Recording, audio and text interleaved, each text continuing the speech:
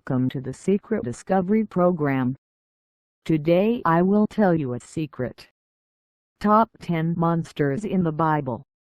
Whether you believe it's God's word, a historical relic, or a load of hogwash, there's no doubt that the Bible contains some interesting stuff.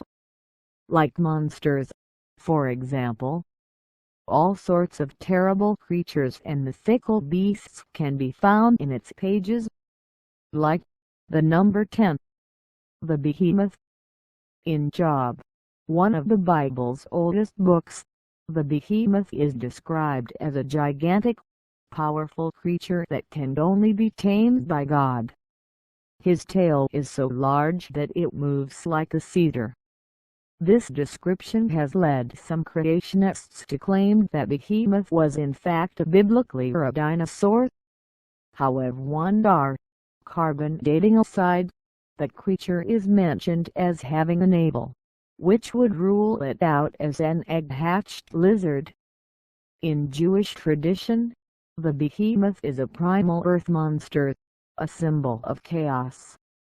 Less imaginative scholars have suggested that the Behemoth is simply the poetic description of a real giant creature, like a hippopotamus. The number 9. The First Beast. If there's one place that's good for finding biblical monsters, it's the Book of Revelation.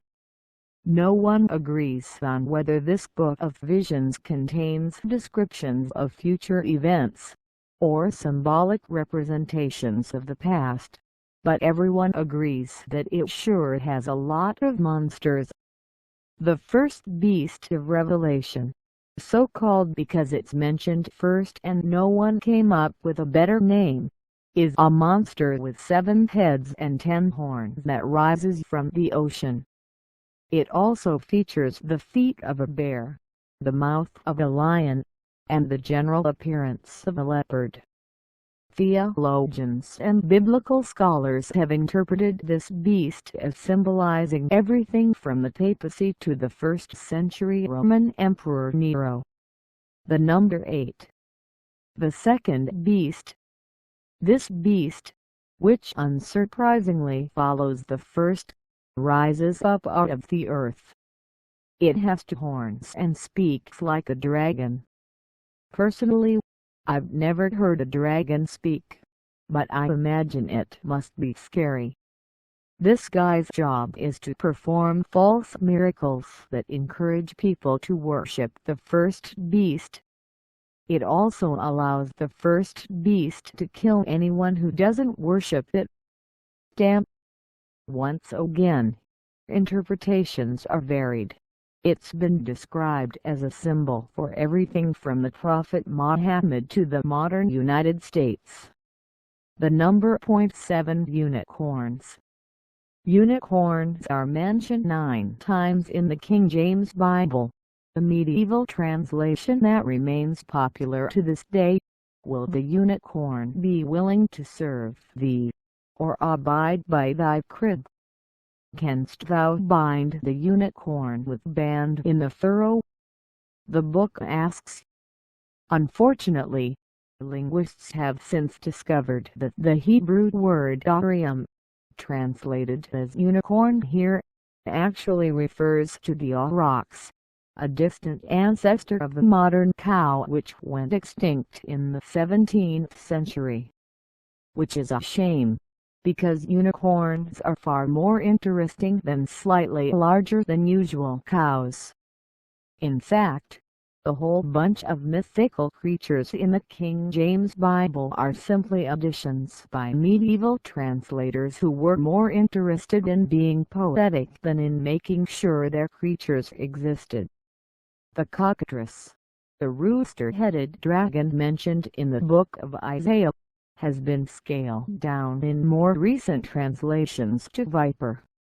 Lilith, a female demon, has been downgraded to screech owl, and mentions of satyrs half-man, half-goat creatures have been changed to goats. More linguistically accurate, maybe, but nowhere near as fun. The number .6 Abaddon's locusts. These guys are ruled by Abaddon, an angel of the bottomless pit whose name means destroyer. Because they appear in Revelation, they're of course not satisfied with being normal locusts. Instead, they resemble war horses, have the stinging tails of scorpions, the faces of men, long hair like a woman's, and wear crowns of gold and armored breastplates. Their scorpions' tails are used to sting their victims, an experience that's apparently so painful that men shall seek death, and shall not find it. Ouch. The number 5. The 200 million horsemen. This epic army also appears in the visions of Revelation, although they're not to be confused with the far more famous four horsemen, the guys who symbolize death, war, famine and pestilence. But these riders aren't to be messed with, either. Their horses have the heads of lions, tails like serpents, and spit smoke, fire and brimstone out of their mouths. Eventually, they're responsible for the deaths of a third of all mankind. The horseman army is led by 4 fallen angels, which is never good. The number 4. Daniel's beasts. Like Revelation, the book of Daniel is largely made up of visions which are meant to symbolize real-world events. In one of these visions, Daniel sees no less than 4 monsters emerge from the sea.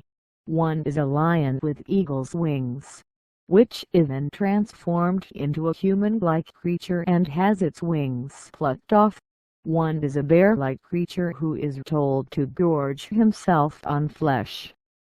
One looks like a leopard with 4 wings and 4 heads, and one has iron teeth and 10 horns, with which it destroys the whole earth. And believe it or not, the vision actually gets weirder from there. These beasts are often said to represent 4 different nations that existed in Daniel's day. The number 3. The dragon. Another beast from Revelation. The great dragon is described as having 7 heads and 10 horns. Those are very popular in Revelation. He also has a tail capable of sweeping a third of the stars out of the sky. The author later identifies this dragon as Satan himself, who fights against God's angels and is cast into hell. The King James Bible refers to dragons elsewhere, but like its mentions of unicorns, these are mistranslations. Most modern versions of the Bible identify them as jackals, hyenas, or snakes. The number 2. The Nephilim. Much confusion surrounds the Nephilim, or fallen ones, who pop up in Genesis and are described only as the offspring of sons of God and daughters of men.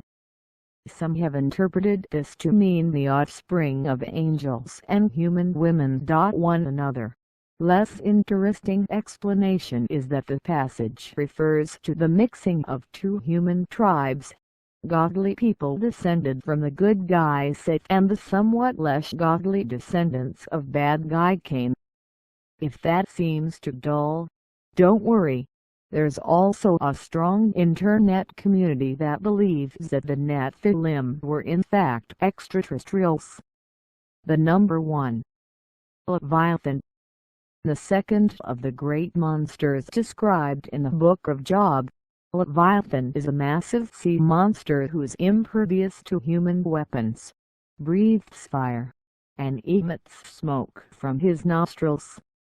Leviathan is probably related to another ancient Near Eastern monster called Lotan, the 7-headed giant serpent who represented primeval chaos.